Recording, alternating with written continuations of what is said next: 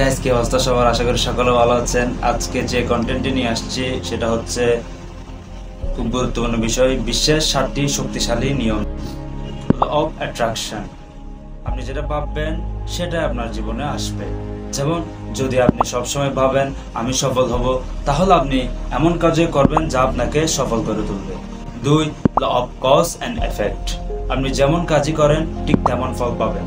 যেমন, আপনি যদি প্রতিদিন পরিশ্রম করেন, একটা সময় গিয়ে আপনি তার ফল পাবেনই। 3, ল অফ ওনেস। আমরা সবাই একে অপরের সাথে যুক্ত। আপনি যদি কারো উপকার আসেন, ইউনিভার্স সেটা মনে রাখে।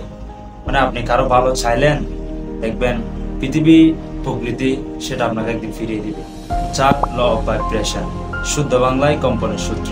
পৃথিবীতে সবকিছুই কাঁপে, বলতে পারেন কম্পন, এমনকি আপনার চিন্তাও কাঁপে। আপনি যদি সবসময় খারাপ চিন্তা করেন, আপনার আশেপাশে সবকিছু খারাপ হয়ে যাবে। কিন্তু আপনি যদি সবসময় ভালো চিন্তা করেন, দেখবেন আপনার সাথে সবকিছু ভালো হয়ে যাবে। কথায় আছে না, থিঙ্ক পজিটিভ, লাইফ পজিটিভ। এই কথাটাই আর কি।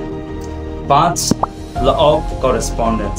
শুদ্ধ বাংলায় মিল বা প্রতিফলনের সূত্র। আপনার ভিতরের ভাব যেরকম, বাইরের দুনিয়া ঠিক সেরকমই হয়।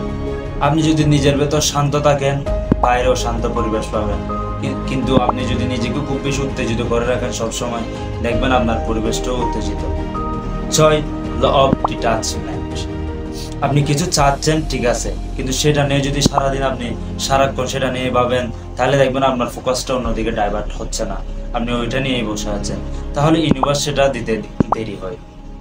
ইচ্ছে করুন, চেষ্টা করুন, কিন্তু ফলাফল আল্লাহর ছেড়ে দিন।